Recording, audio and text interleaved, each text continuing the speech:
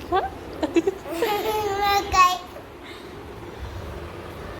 Hello ગાય, જય Shri Krishna, good morning, welcome to my new vlog. હું છું કૈલાસ, એક સીધી સાદી ગૃહિણી અમદાવાદથી, અને તમે જોઈ રહ્યા છો કૈલાસબેન ગુજ્જુ વ્લોગ નામની ચેનલ છે. અને મારી ચેનલમાં, મારા વ્લોગમાં તમને જોવા મળશે મારી હાસ્ય અને અસલી જિંદગી, રસોઈથી લઈને સંબંધો સુધીની. તો હું મજામાં છું, અને તમે કેમ છો બધા? કયો આશા કરું છું કે બધા મોજમાં હશો, મસ્ત હશો, સ્વસ્થ હશો અને વ્યસ્ત હશો. કારણ કે જે વ્યસ્ત છે એ સ્વસ્થ છે. અને તમારો બધાનો પહેલાં તો દિલથી આભાર, કારણ કે તમે તમારો કિંમતી ટાઈમ કાઢી અને મારા વ્લોગ જોવા આવો છો, મારી વાતો સાંભળવા આવો છો, એ માટે તમારો ખૂબ ખૂબ આભાર. તો બસ ચલો કન્ટિન્યુ કરું છું વ્લોગ. ને આજનો વ્લોગ થોડો અલગ છે, કારણ કે આજે મારે હેર ટ્રીટમેન્ટ કરાવવા જવાની છે એટલા માટે. અને વ્લોગ સ્ટાર્ટ કર્યો છે મેં 12 વાગે. તો બસ સવારે ટિફિન બનાવી દીધું હતું, ડીકે ટિફિન લઈને જતા રહ્યા છે. અને બપોરે મકાઈ બાફી હતી, કારણ કે મારે સલૂને લઈ જવાની હતી એટલા માટે.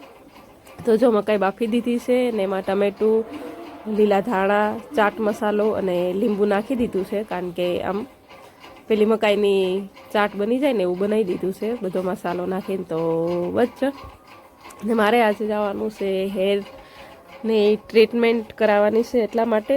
તો ચલો કન્ટિન્યુ રહેજો, અને મારી ચેનલમાં નવા હોય તો ચેનલ સબસ્ક્રાઈબ કરી દેજો, અને વિડીયો ગમે તો લાઈક કરી દેજો.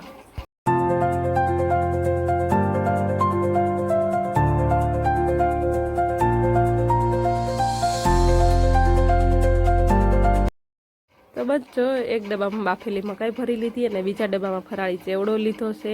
અને પર્સમાં 2-3 ક્રેકજેક બિસ્કિટના પેકેટ લીધા, ડાયપર લીધું, રમકડા લીધા, ચોકલેટ લીધી, કારણ કે અથર્વને ને ઢબુને જોડે લઈ જવાના છે. એટલે અથર્વ જો કે રહી છે વર્ષાબા જોડે, એટલે ટેન્શન નહીં મૂકીને જાવ તોય. પણ ખબર નહીં હવે કેટલું મોડું થાય કે કેટલી વાર લાગે મને ટ્રીટમેન્ટ કરાવવામાં. તો એટલા માટે હું કહું જોડે લેતી જાઉં. પાછું નજીક નથી એટલે કદાચ હેરાન કરે ને, એટલા માટે. તો અમે રહી સિનિક પોલમાં, પણ મારે હેર ટ્રીટમેન્ટ કરાવવા જવાની હતી. સેટેલાઇટ મેપલ ટ્રી એવું કંઈ છે, એડ્રેસ મને મોકલાવેલું છે. અને મેં 2-3 દિવસ પહેલાં અપોઇન્ટમેન્ટ લીધી હતી. તો બસ આજ ફાઇનલી મેં કીધું શનિવારે આવી જાઉં, તો રવિવારનો હું સ્કૂલે જવાનું ન હોય અસ્તીને. તો વાળ થોડી કેર કરવી પડે છે એની, એટલા માટે મારે કેરા સ્મૂથિંગ કરાવવાનું હતું. પણ આગળ કન્ટિન્યુ રહેજો. મેં કેરા સ્મૂથિંગ કરવાનું નક્કી કરીને ગઈ હતી, પણ કેરા સ્મૂથિંગ નથી કરાવ્યું.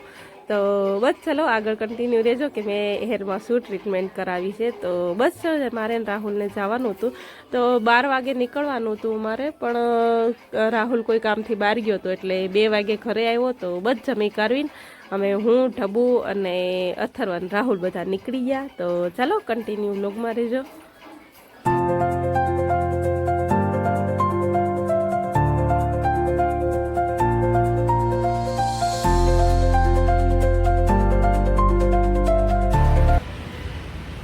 તો બસ જો ફાઇનલી પહોંચી ગયા છે અમે satellite maple tree bonanza ladies salon છે ત્યાં, અને ફર્સ્ટ ફ્લોર ઉપર જ છે.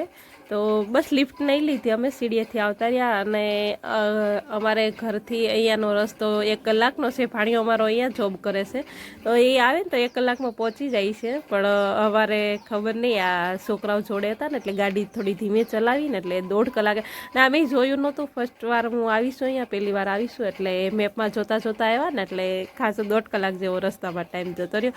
અને અહીંયા આવ્યા તો અહીંયા આટલી ભીડ હતી ને, એટલું મોટું સલૂન છે ને અહીંનો સ્ટાફ બી સરસ છે, અને સલૂન એ બહુ મોટું છે, એટલે વેઇટિંગમાં બહુ થોડી વાર બેસવું પડે એવું હતું. પણ ભાણિયાના હિસાબથી કે 10 મિનિટ બેહો ને એટલે હું તમારો વારો લેવડાવી દઉં. તો બસ જો થોડી વાર બેઠી ગયા. અને પહેલાં મારે જોવાનું હતું કે તમે પહેલાં હેર તમારા ચેક કરી દે કે તમને શું ટ્રીટમેન્ટ કરાવવાની છે એ માટે. તો બસ જો પહેલાં મેડમે વાળ જોયા મારા. મેં કીધું મારે કેરા સ્મૂથિંગ કરાવવું છે. તો કે કેરા સ્મૂથિંગમાં મેડમ તમારે શું થાય કે તમારે નેચરલી હેર રહે, સ્ટ્રેટ નહીં થાય ને, તમારે સ્ટ્રેટ હેર જોવે છે. તો કે તમારે બોટોક્સ કરાવવું પડશે.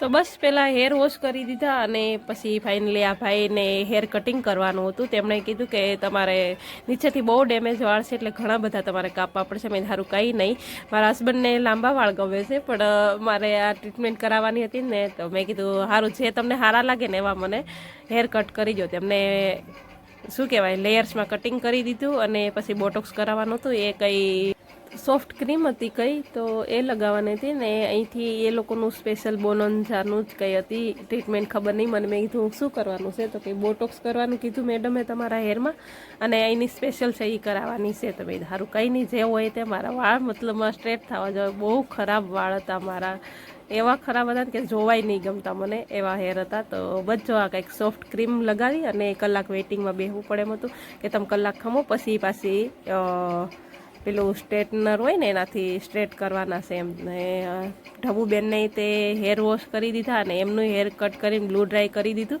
તો બચ્ચો ફાઇનલી અમે 9:15 વાગે અહીંથી છૂટા થયા અને હવે ઘરે ક્યારે પહોંચશે નક્કી નહીં. ડીકેનો ફોન 2-3 વખત આવ્યો કે ક્યારે આવવાના એમ. જમવાનું તમે બહારથી લઈને રાખજો, અમે ઘરે આવીને જમી લેવું. તો એ કે સારું, નકર તમે રસ્તામાં જમતા આવજો, હું અહીંથી જમી લઉં. તો સારું, હવે જે થાય એ હજી જોઈશે. તો બચ્ચો ફાઇનલી નીકળી ગયા છે ત્યાંથી અને રસ્તામાં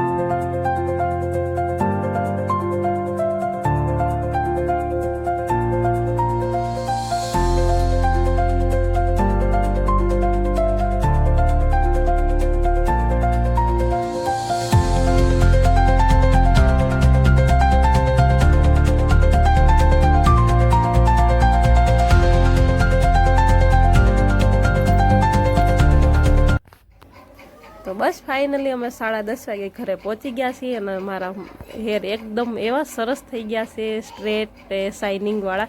તો બસ સારું, હાલો આજનો વ્લોગ અહીં પૂરો કરી દઉં ને. આ વ્લોગ છે ધનતેરસના આગલા દિવસનો. તો સોરી બધાને, કારણ કે હું બહુ લેટ વ્લોગ મૂકું છું, પણ તમે મને સારો એવો સપોર્ટ કરો છો એ માટે દિલથી થેન્ક યુ સો મચ. અને બસ ફરી મળશું કાલે નવા વ્લોગ સાથે. ત્યાં સુધી બાય બાય, આવજો, જય શ્રી કૃષ્ણ. અને રાતે ઘરે આવીને તો ડીકે પાવભાજી લઈ આવ્યા હતા. તો બસ મેં પાવભાજી ખાઈ લીધી અને ઢબુએ ખાઈ લીધું. હસ્તી છે મારા ભાઈના ઘરે, કે મારા નણંદ જતા રહ્યા ગામડે અને મારા ભાઈના ઘરે છે, અને અથર્વા માટે ચા મૂકી હતી. તો બસ હાલો એને ચા અને રોટલી ખવડાવી દઉં અને બસ હાલો, જય Shri Krishna, bye bye, good night.